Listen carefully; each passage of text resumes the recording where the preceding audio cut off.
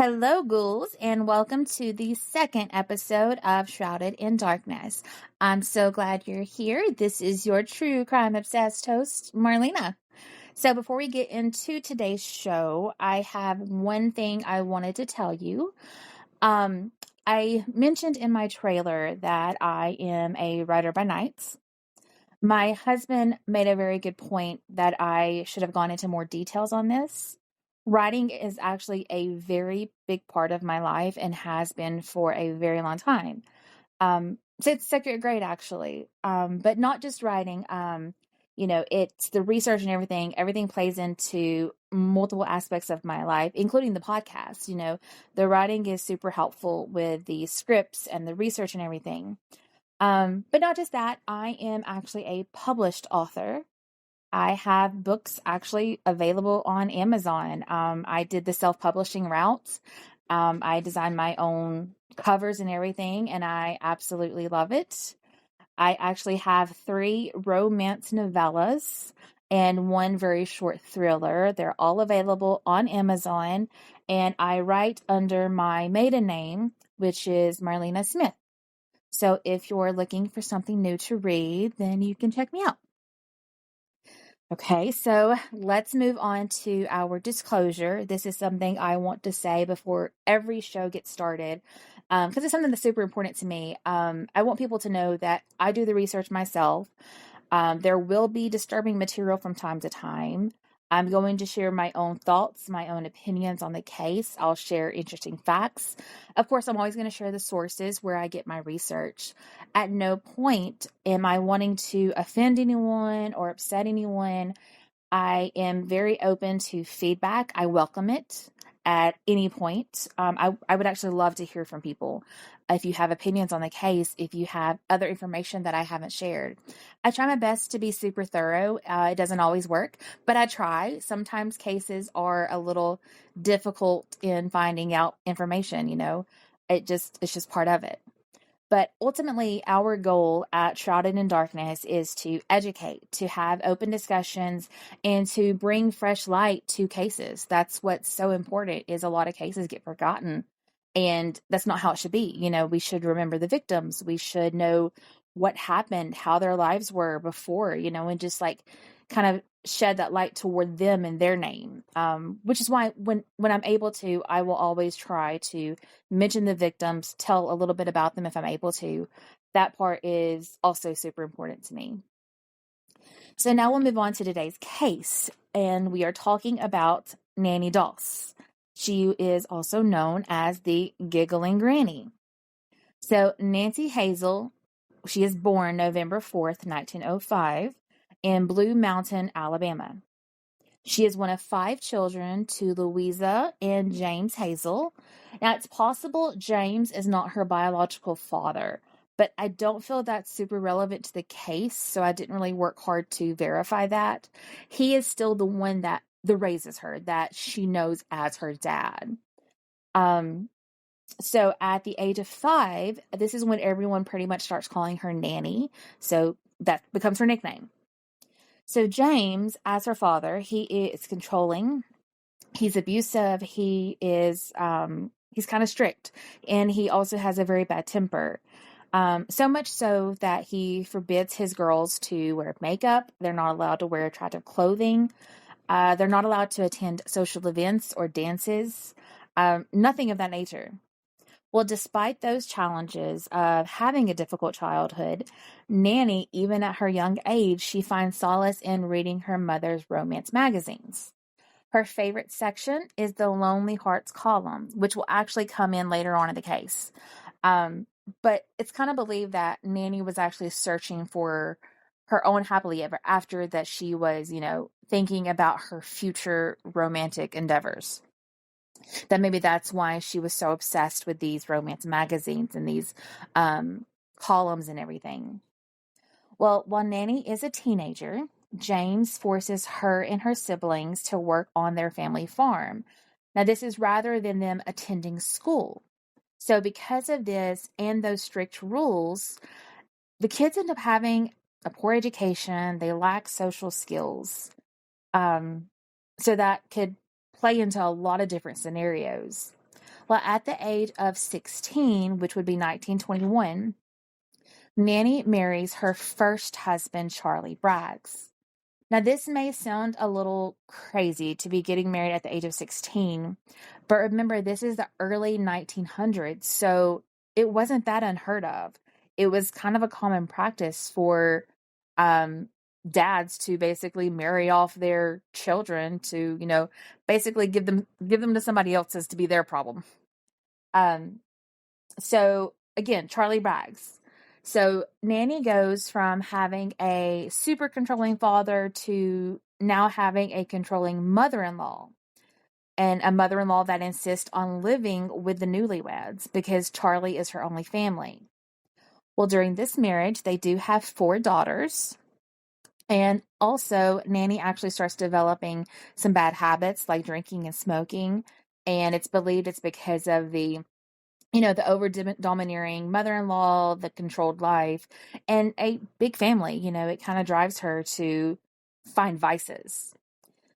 In 1927, which would be 6 years after they got married, 2 of their daughters die of what is suspected as food poisoning. Around this same time, Charlie's mother passes away. So Charlie takes their oldest daughter, Malvina, I believe was her name. He leaves Nanny. He leaves Nanny along with the other daughter. He does eventually return like that next year, which would be 1928. He does return. He wants his home back, only now he has a new wife. So obviously the couple divorce, and Nanny is now left with her 2 daughters, single mom, and she just works in a cotton mill. So now we move on to 1929 when Nanny marries her second husband, Robert Franklin Harrelson. The 2 meet through a Lonely Hearts column. He is an alcoholic and he has a criminal history. Surprisingly, though, their marriage does last until 1945. Now, this is when Robert allegedly rapes Nanny, so she poisons him. She puts rat poison in his whiskey jar and he dies. So now Nanny meets Arlie Lanning. This is her third husband. They also met through the Lonely Hearts column, and this is while Nanny was traveling through North Carolina. Arlie is also an alcoholic. He actually ends up dying of what doctors think is heart failure. After his death, his home mysteriously burns down. So Nanny takes all that insurance money and she leaves North Carolina. Sometime after this, she goes to visit her sister that is bedridden. And her sister, like so many others in Nanny's path, does pass away shortly after the visit. Well, now we move on to 1952, and now we're in Kansas. This is where Nanny meets her 4th husband, Richard Morton. Now, Richard does not have a drinking problem. He's not an alcoholic like the others, but he is known for infidelity. In January of 1953, Nanny's mother comes to live with them because she fell and she broke her hip. So Nanny is going to take care of her. But months after she gets to the house, she passes away. And around this same time, Richard also passes away. And all this happens within that first year, 1953. Well, now we move on to Nanny's 5th husband, and this one is in Tulsa, Oklahoma. His name is Samuel Doss. Now, Samuel, he's not an alcoholic. He's not an abuser. He doesn't have affairs. He is actually a minister, which is completely different than Nanny's, her usual picks. Well, also because of his chosen lifestyle of ministry, he is not keen on Nanny's obsession with the romance books and the Lonely Hearts column. 3 months after they marry, Samuel is admitted to the hospital. It's believed that he has flu-like symptoms. He is treated and then released, but then he actually dies a week later. And this happens on October 12th, 1954. That's when he passes away. Well, Samuel's doctor found this very suspicious, so he orders an autopsy. Well, during that autopsy, there is a large amount of arsenic found, and subsequently, Nanny is arrested pretty much immediately. After her arrest, Nanny Doss admits to killing 11 family members. This rounds out to being 4 husbands, 2 children, a sister, her mother-in-law, and 2 grandchildren. When asked for why she was doing this, it wasn't what you hear a lot of times. There was nothing about insurance money. It wasn't so that she would become popular and famous. It certainly wasn't about sex. It was actually because she was trying to find the perfect mate. Like that's all she wanted. She wanted that happily ever after story. Well, the prosecutor is only able to focus on Samuel Doss's death during the murder trial. That's the evidence that they have. Nanny does plead guilty. She pleads guilty on May 17th, 1955, and she is sentenced to life in prison. Now, one note about this, I read a couple of different reports kind of around her not being subjected to the death sentence. There were 2 different kind of viewpoints on this. One says that it was because of her gender, her being female, she couldn't go up against the death sentence. Another thing said that it was because she was actually declared insane. I can't verify either way, but it wasn't a death sentence. She was just sentenced to life. But honestly, none of that even really matters because 10 years after being in prison, Nanny Doss dies of leukemia at the age of 59. Now, as always, we like to share a few interesting facts about our case. So here are some things that I found about our Black Widow. When she is 7 years old, Nanny hits her head on a metal bar during a train ride. She blames this injury, this head trauma, for a lot of her instability as she grows, her violence tendencies and everything. And what's interesting about this is there are certain studies of people that have had head trauma and brain trauma and those kind of injuries where they do sometimes end up having those violence tendencies. Now, I don't know what the relation is to the head trauma to the violence tendencies, but it's something information is out there about it. Most of the murders are by poisoning, either through food or drinks. So she kind of had a little bit of an MO, I guess. Now, it is believed that the reason she got away with so many murders is because a lot of her victims already had some underlying health issues, like the husband that died of what they thought was heart failure, or the girls that died of what they thought was food poisoning. There were other certain situations and circumstances surrounding the death that they just didn't look too further into it.